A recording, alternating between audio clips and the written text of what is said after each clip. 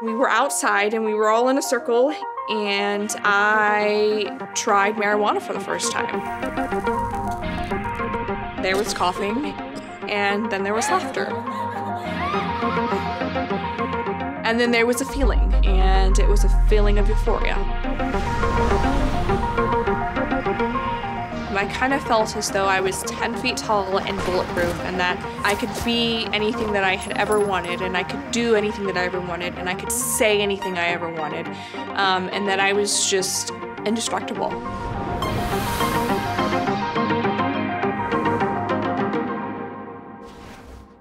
It took me a lot to come out of my shell. And a lot of people would, they would look at me and they would think that I was because I was shy and I didn't talk. But the truth is that I was just afraid on the inside. Once 9th grade hit, there wasn't a lot of fun. I was 13 or 14 and we were eating Krispy Kreme donuts and we were watching a movie.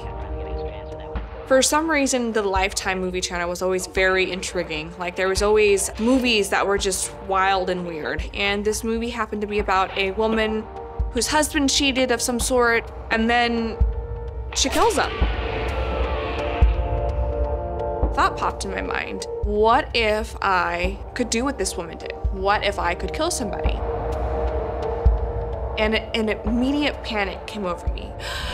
Why would I have this thought? Is it normal? Is it okay? Am I bad?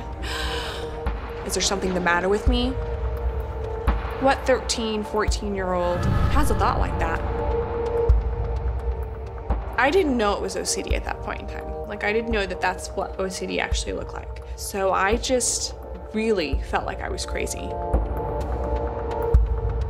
The only thing I knew to do to make it go away was to ask those questions and go over it and over it in my mind. Like, okay, so do you think you're a bad person? No. Could you really be a bad person? No. Have you ever done anything bad before?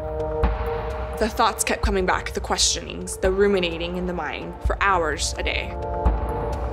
And I have to say that I was scared half to death most of the time to figure out how to get through life. Smoking marijuana for the first time made me feel as though I wasn't who I was with all the baggage and all the fear and the OCD and all those things. It's almost like those things kind of slipped away. And I was carefree. It started out with that one night, and then it became once a week, and then it became a few times a week, and then it became an everyday affair.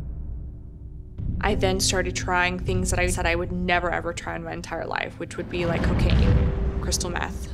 And I didn't care because they had all made me feel that nothing mattered anymore. It got so out of hand that I woke up right before I turned 20 years old in a mental hospital, detoxing after I ran my car into a building, realizing that I was in deep trouble.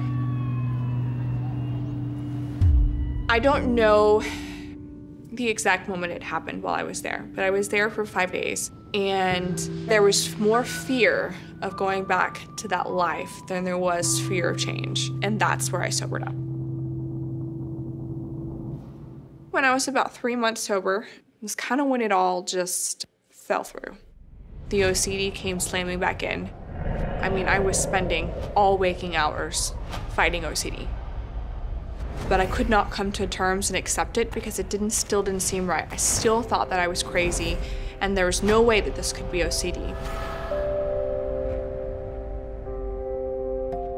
Finally, after my last stint of treatment about 3 years ago, something happened. Like, I became able to accept it because I knew that I wasn't alone. And then I learned self-compassion.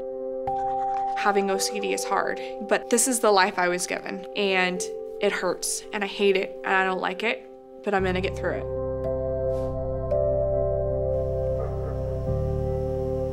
My dad used to carry one of those old video cameras around, and he was very known for always having it and always videotaping everything. Me doing the splits or doing a cartwheel or just singing, dancing and cheering and laughing. I was just like the life of the party. Like I was the person that just got everybody going because it was just so much fun. I see more of that 6-year-old as a 33-year-old today. But I've gone through a lot to get there, definitely.